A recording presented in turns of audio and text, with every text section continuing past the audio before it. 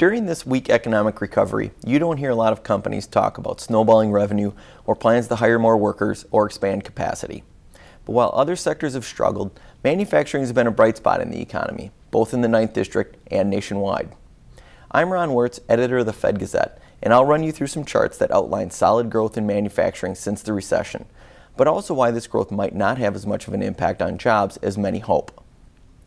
Like everyone else, manufacturers got pounded by the recession, but output turned north in 2009 and last year surpassed pre-recession levels. Growth has been widespread and district states as a group have outperformed the nation. Employment growth followed in 2010. Over a 2-year period, manufacturing jobs grew by 41,000 in the district, or about 5%, again easily outpacing the national average. Minnesota and Wisconsin, which have large manufacturing bases, saw the largest increase in sheer number, but the Dakotas saw the largest percentage increase.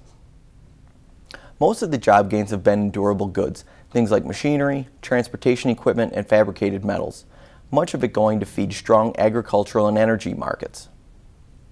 Many hope this growth foreshadows a renaissance in new manufacturing jobs. That's unlikely. Despite busy factories, manufacturing employment has risen only modestly and is still far below pre-recession levels. But maybe counterintuitively, that's actually good news for the sector, because rising output and modest job growth is a sign of high productivity, and that's a key for survival for manufacturers and their existing workers. Productivity has been particularly strong in durable goods. Many in the sector are optimistic but cautious. Most sources said their near-term outlook was positive, but were unwilling to look too far down the road, mostly because conditions can change very quickly. So far, the sector has seen a much stronger recovery than it did after the 2001 recession. In fact, it's seen a recovery similar to the one in the early 1990s, which subsequently saw strong job growth for much of that decade. But many challenges remain for manufacturers, from Chinese competition to the need for constant product innovation to tight labor markets for skilled workers. Recent surveys also suggest that conditions softened considerably over the summer.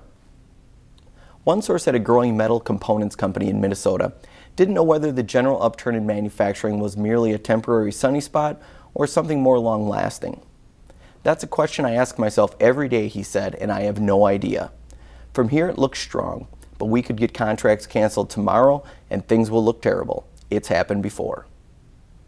For much more data, analysis, and anecdotes about manufacturing in the 9th District, see the nearby Fed Gazette articles, and be sure to get all your updates on new Minneapolis Fed research by following us on Twitter at these addresses.